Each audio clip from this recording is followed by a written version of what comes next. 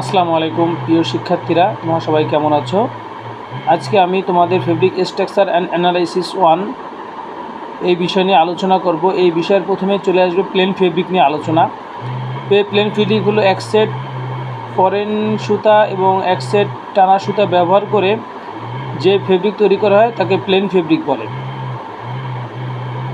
এখন আমরা দেখব আসলে প্লেন ফেব্রিকের ডিজাইন স্ট্রাকচারটা আসলে কেমন হবে। আমি একটু দেখি আস্তে আস্তে। যে কোনো সময় পরীক্ষায় আসতে পারে 10x10 ঘর, এই যে 10x10 ঘর, অথবা আসতে পারে 20x20 ঘর, বা দেখা যাচ্ছে যে ঘর সংখ্যা উল্লেখ করে নাও দিতে পারে। তো সেক্ষেত্রে আমরা 10x10 ঘর অঙ্কন করে প্রথমে কেটে নিই। 10x10 ঘর দেখি, আমি একটু গণনা করে দেখি। 1 2 3 4 5 6 7 8 9 10। উলম্বভাবে দেখি 1 2 3 4 5 6 7 8 9 10।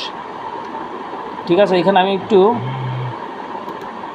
ডিজাইন করে ঘরটা কেটে নেই, তাহলে সেক্ষেত্রে দেখতে সুন্দর লাগবে। তো 1 2 3 4 5 6 7 8 9 10।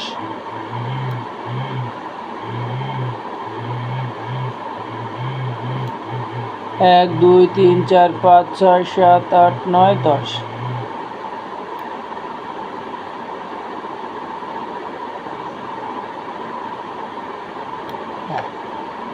আমার কেটে নেওয়া শেষ। আচ্ছা, কেটে নেওয়া শেষ হওয়ার পরে এবার আমরা যে টানা ভাষাটা এবং পরের ভাষাটা দিব সেটা আমরা একটু দেখি।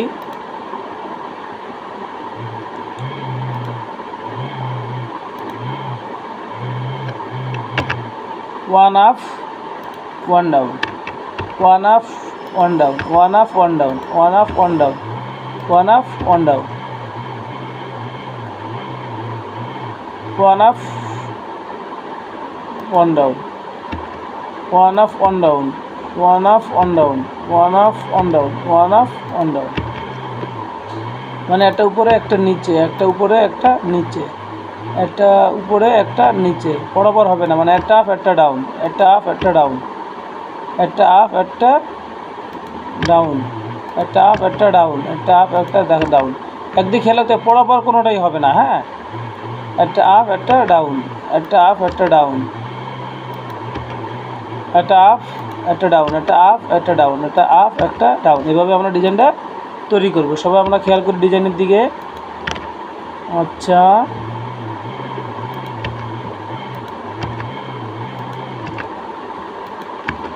ডিজাইনে গঠিত চলছে। এভাবে আমাদের ডিজাইনগুলো তৈরি করতে হবে। আমরা একটু দেখি আমাদের ডিজাইনগুলা কেমন আসে আসলে স্ট্রাকচারটা। আমরা যদি ফেব্রিক স্ট্রাকচার সম্পর্কে যদি নাই জানি, তাহলে আমরা কাপড় চিনতে পারবো না। কারণ আপনি একজন ইঞ্জিনিয়ার হিসেবে যদি কাপড় দেখে মুখস্থ করে নন টেকনিক্যাল লোকের মতো যদি বলেন, কারণ তো কনফিউজে থাকবে। হ্যাঁ, তো সেক্ষেত্রে আপনি কেন কনফিউজে থাকবেন?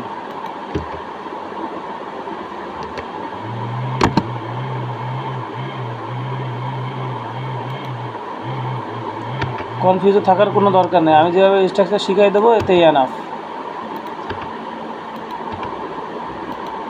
আমাদের দেশে অনার্স মাস্টার শেষ করে সবাই ঠিকই গার্মেন্টস টেক্সটাইলে আসে, কিন্তু কেউ শিখে আসে না, এরা মুখস্থবিদ্যা শিখে। তো আমি তো আপনাদের মুখস্থবিদ্যা শিখেছি। দেখেন কত সুন্দর স্ট্রাকচারটা ফুটে উঠছে। আচ্ছা, আমরা একটু গুনে দেখি আসলে ঠিক আছে কি না।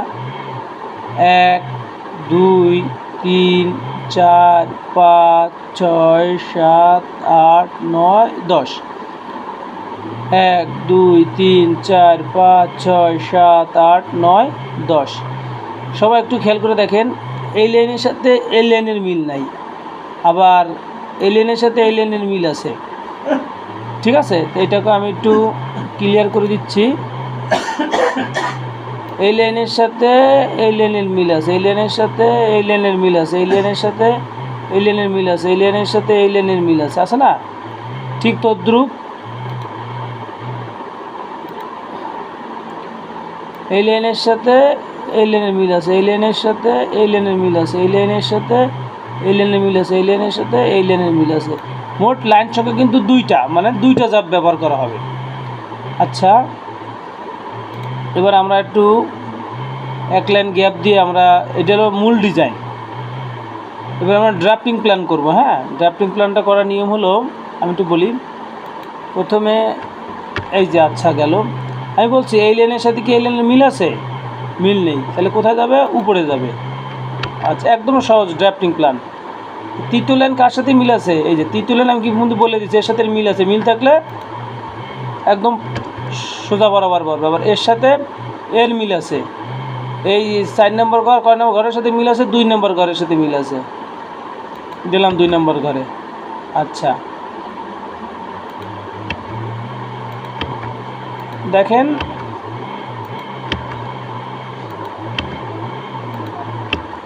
আচ্ছা এবার আমি একটু বুঝাই বলি যে এইখানে যে প্রথম ড্রাফটিং প্ল্যান যে প্রকাশ করা হলো, এই যে 1 নম্বর ঘর যেটা প্রথম টানা সুতা, দ্বিতীয় টানা সুতা এর সাথে কার মিল আছে? মিল না থাকলে কোনাকুনি, মিল না থাকলে কোনাকুনি বরাবর উঠবে, মিল না থাকলে এই কোনাকুনি উঠবে, শুধু কোনাকুনি উঠতে থাকে। মিল থাকলে যার সাথে মিল থাকবে তার পাশে বসবে।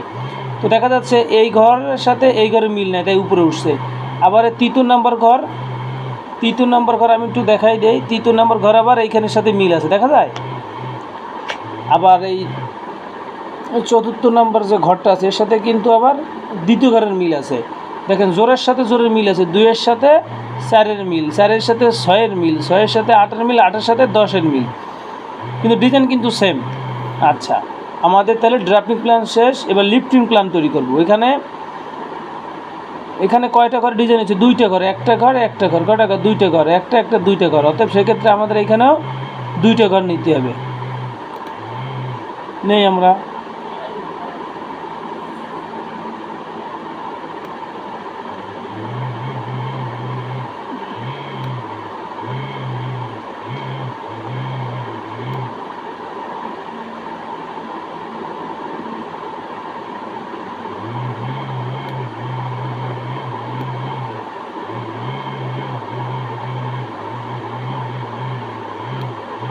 আচ্ছা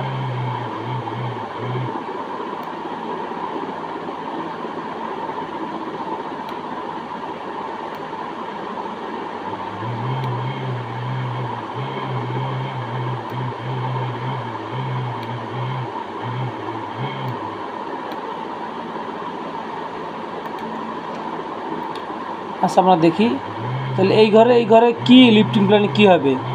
তা আমি এই ঘরের সাথে মিল রেখে এখন সবার শেষে যেটা আছে ওইটাটা আমি এখন হুবহু তুলে দেব।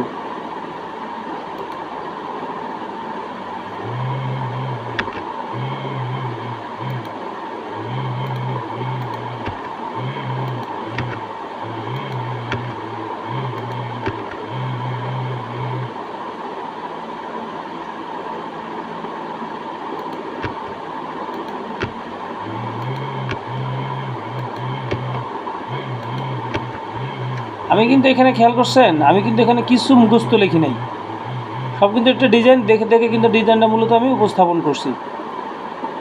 তো আমাদের প্লেন ডিজাইন 10x10 ঘরে আসুক, 20x20 ঘরে আসুক, যাই আসুক না কেন আমরা ডিজাইন তৈরি করতে পারবো।